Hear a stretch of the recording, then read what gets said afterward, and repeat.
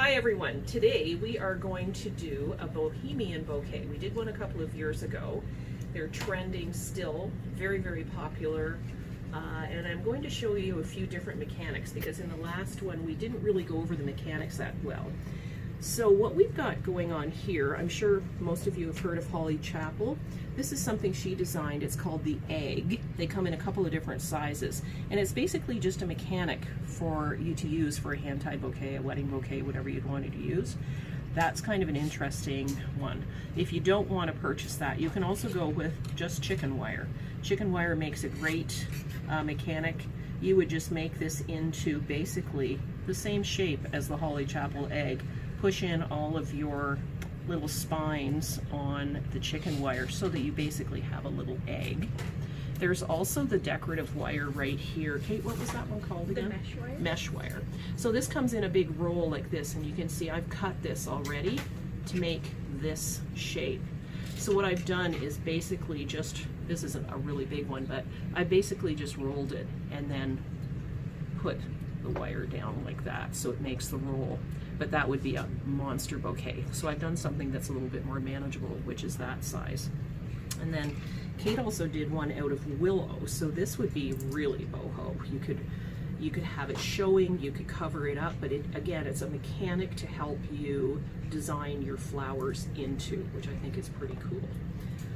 The other thing we've got here is a couple of things that we are going to bind with. So everybody has a different way of doing it. Some people, when you finish your bouquet, they're just going to use a simple elastic. Other people might use the bind wire from Oasis. Again, that's the wire and it's just wrapped in paper so it doesn't cut into your stems. Or the other option is the 1/4 inch Oasis tuck tape, which is you know, really usable, great for design work. All right, so what I have chosen to do my boho bouquet, as I said, you could do any of the other mechanics. I'm just going to use the wire mesh. I just like the size of it and you can manipulate it. Okay, so I've got my little tube and I've got some beautiful Italian ruscus here. So I'm going to just cut that in a couple of spots. Take that off. And I'm going to start with my base. So you can almost hold this almost like a vase, so your hand is the vase and you're going to go through like this. So I'm just going to pull this through and you can see it's the mechanic that is holding it, because if I had this just strictly in my hand you might get too much of an upright design, whereas this one really lets you go way out to the sides, which is great. I feel like that really elongated look is very cool. Very big right now. I'm just going to pull this through here. That through there. Okay, so that's kind of the start of what we're doing for our boho bouquet. So this is the the Italian ruscus. This is a different type of ruscus. This is the Israeli, so you can see the difference in the look and the shape of it. Similar, but not quite. This is a little bit more stiff. This has got a lot more play, a lot more bounce. So I'm going to just put a few pieces of this. So it's kind of nice because the wire mesh, because you're going through two sides, it really holds your flowers and your greenery where you want them to go. You can do it a different way too. You could do a Dutch inspired one where you're doing the greenery in your hand. Also, it's just that this is a little bit different and I just wanted to show you a different technique. You can see how it takes shape pretty quickly. So that's kind of neat. Nice one. And I've got a bit of salal leaf here. Some people call this lemon leaf. Some people don't like to use it, but I do because it really stands up nicely and it gives you a different shape and texture. And it's not that I want it as a highlight, but I think to fill in a little bit, it's a good alternative to the more expensive greens like the ruscus. I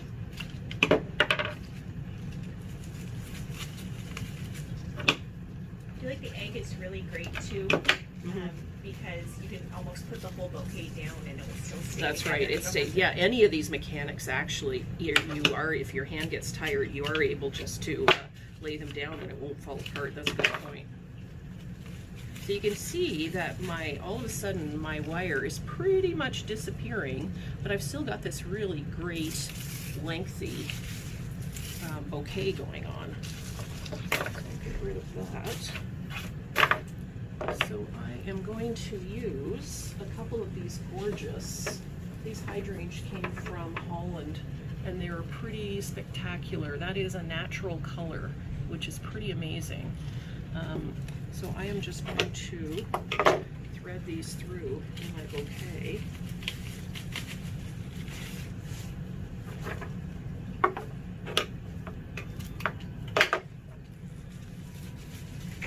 The idea with this, I think the boho, the more movement you have, the better.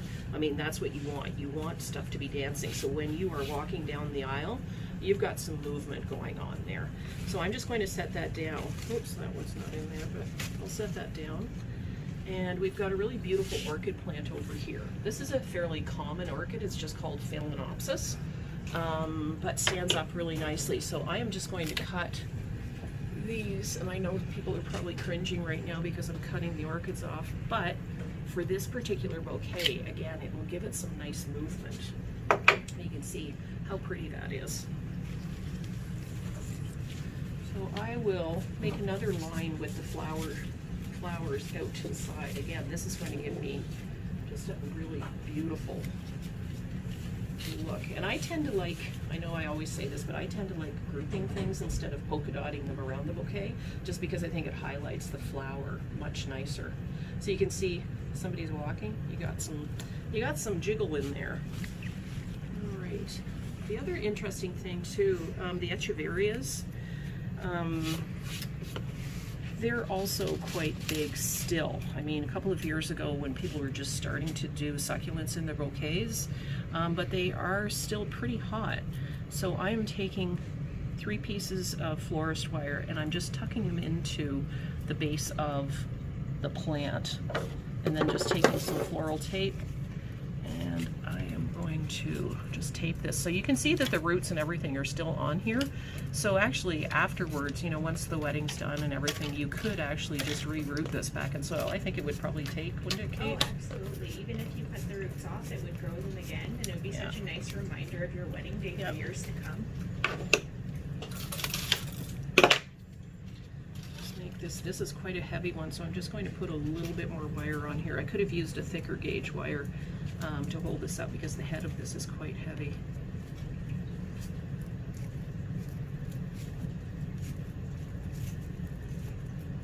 So I'll set that off to the side for right now until I figure out where I actually want to put it. And we'll continue on with the bouquet. So we've got some really pretty roses here. And I tend to take my greens off.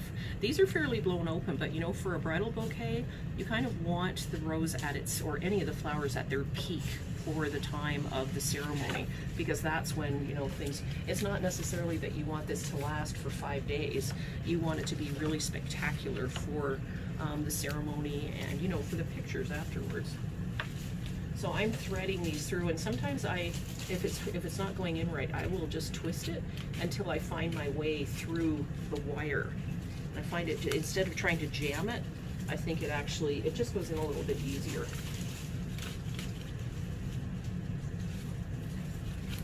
And it's nice to have a little in and out. I think it also, instead of everything flat, I think it makes the bouquet look a little bit better too.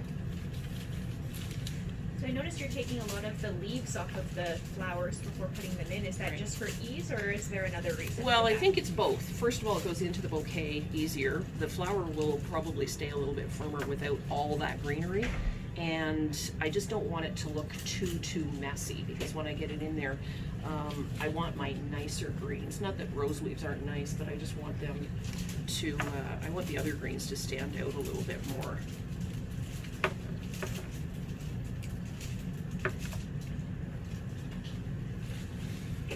And it's kind of trial and error, because every time you make a bouquet, I mean, the flowers are never the same. So you're always going to have, you know, you're never going to have the same bouquet twice, that's for sure. Which is kind of nice, because then nobody looks the same. So I've got my roses in here. I'm just going to start cutting some stems so the weight of it isn't quite as much. So you can see how that's really taking shape. And that guy's kind of going way out to the side, so I'm just going to move him down. So the next one's what I'm going to put in, this chocolate lace flower. We've talked about this a couple of times, and I love it. I think the color is beautiful, and it's so nice and airy.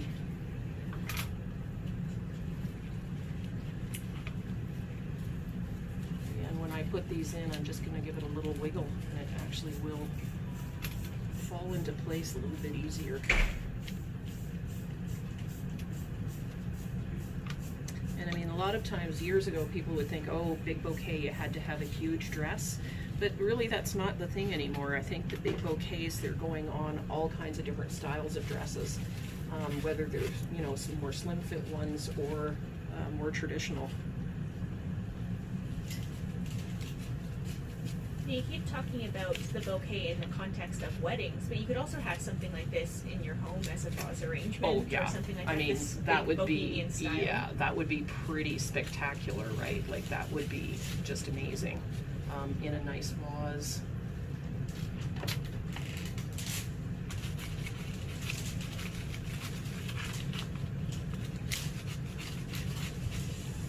You can see how it's taking shape. So I'm pulling these out a bit because I'm starting to lose them. They're falling down a little bit, and I want those to really show up. All right, so I've got my echeveria, and I think what I'm going to do is just tuck it down into the front so that we don't lose it in the bouquet, in the design. It's kind of pretty because it's got that mauvey tone too that picks up on the hydrangea. All right. There's also some nice, beautiful green sedum here, which is pretty too. I'm going to tuck that in around. Oops. There we go. Just tuck that back here. And sometimes it's not every single flower that's going to show from the front. You may, when somebody walks down the aisle, or if they're sitting, like Kate said, having this on their table, they're going to see some interest on the sides too, which is nice. And this is a really beautiful Black Knight scabiosa or pincushion flower. Again, pretty dancey flower. And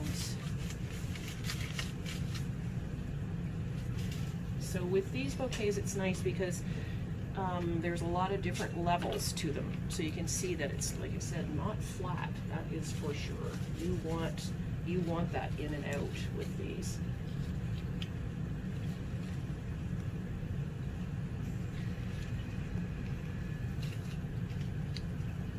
You can see it's really taking shape nicely.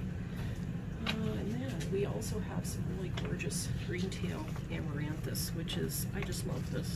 It's a great color, and it's just a neat flower. So I'm going to tuck those in there for a little trailing.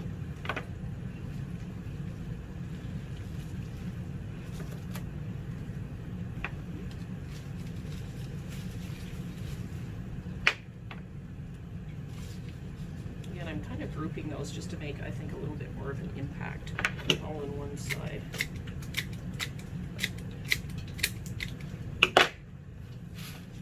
So we're not going to use the box, or sorry, the Oregonia. I don't think we need it. So that, I don't know, I think that's got enough. It's not really wild and it's not full, but I think it's got a nice weight and a nice visual on it so that, you know, it's just got a lot of movement. So I'm going to tie this off, and we had talked about earlier we could use bind wire, we could use tuck tape. I'm going to use an elastic. So what you do with that, find a good heavy stem. I just loop it around it like that. And then I am going to, oops, lost an amaranthus. We'll put that in a second. I think that's the nice thing about the elastics is you can still fit things in really easily. Yeah. If they shift around, you can move them around.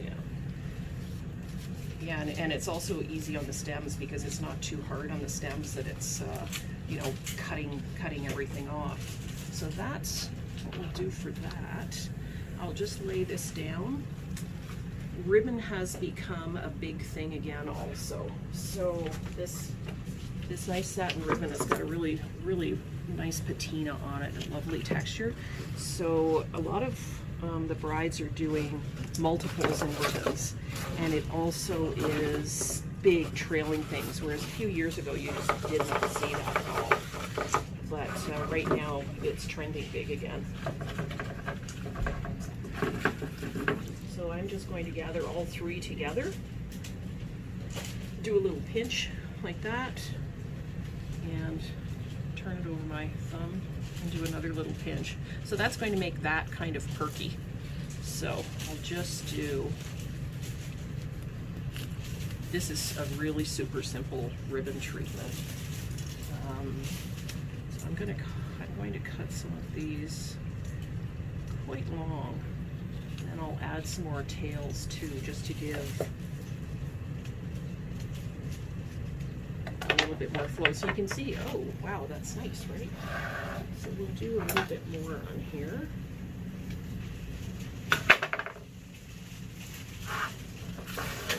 I feel like this is really what adds to the bohemian look. You think of like festivals and things like that with these long trailing ribbons. Right. Or...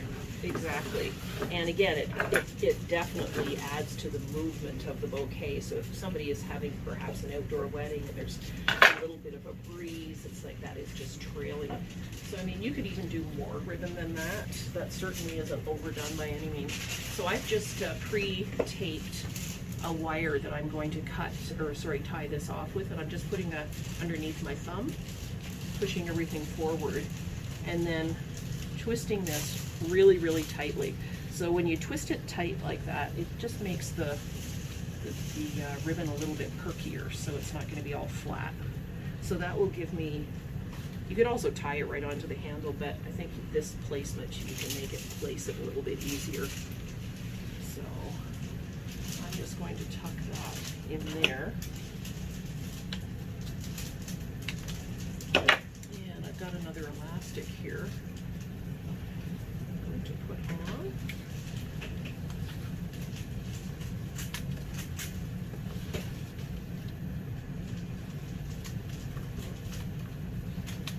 And so you can see that that's, you can still move it around a little bit at this point, but I think that that gives you a lot of play and movement. The last thing I would do is I would just take a small piece of this and just cover up my elastic at the back. Just to make it look finished, so that when the bride picks it up, that it's all finished and it looks complete. And that's my bohemian bridal bouquet.